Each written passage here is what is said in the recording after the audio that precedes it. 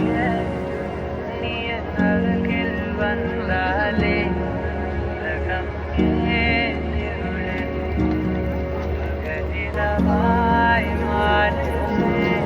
தொலைவினில் எல்லாம் வளைந்து தொலைந்து போவே நீயே வெண்பனியே தீயின் சுவையும் நீயே